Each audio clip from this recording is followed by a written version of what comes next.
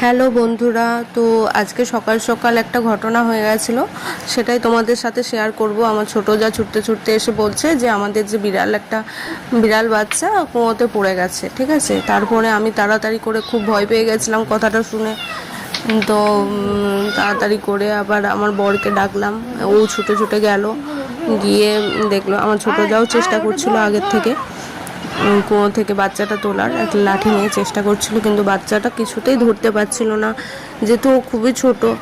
আর লাঠিটা বারবারই ধরতে গেলে পিছলে যাচ্ছিল, দিয়ে জলের মধ্যে পড়ে অনেকক্ষণ জল টল খেয়ে তো ওর খুবই খারাপ অবস্থা। অনেকক্ষণ আমরা চেষ্টা করছিলাম সবাই মিলে, আর কুয়োটা ঠিকভাবে ওকে দেখাও যাচ্ছিল না। দেখেছো পুরো কুয়োটা জঙ্গলে ভর্তি হয়ে গেছে, যেহেতু কুয়োটা এখন আর ব্যবহার করা হয় না। আগে আগে এই কুয়োটা আমরা সবাই ব্যবহার করতাম, পাড়ার সবাই, কিন্তু এখন তো সবার বাড়িতে বাড়িতে জলের ব্যবস্থা হয়ে গেছে, তাই কুয়োটা আর এখন কেউ সেরকমভাবে ব্যবহার করা হয় না। তো জঙ্গল হয়ে গেছে পুরো, আর বাচ্চাটাকে ঠিকমতো দেখাও যাচ্ছিল না। অনেকক্ষণ ধরে আমরা চেষ্টা করেই যাচ্ছিলাম, তো তারপরে আর বাচ্চাটাও এত চেঁচাচ্ছিল আর জল খেয়ে ফেলছিল, অনেক জলে হাবুডুবু খাচ্ছিল, দেখে এত খারাপ লাগছিল। বিড়াল বাচ্চাগুলো, আমাদের বাড়িতে অনেকগুলো বিড়াল আছে, তো ওরা শুধুমাত্র বিড়াল নয়, আমার বাচ্চার মতনই আমরা রাখি। ঠিক আছে, যারা এরকম কুকুর বিড়াল পোষো তারাই বুঝবে এই ফিলিংসটা। হয়তো অন্যরা আদিক্ষেতা ভাববে বা অনেক কিছু ভাববে যে ন্যাকাম করছে বা কিছু, কিন্তু যারা এই আনন্দটা পেয়েছো পশু পোষার যে ভালোবাসাটা একটা, তারাই বুঝবে এই ফিলিংসটা কী।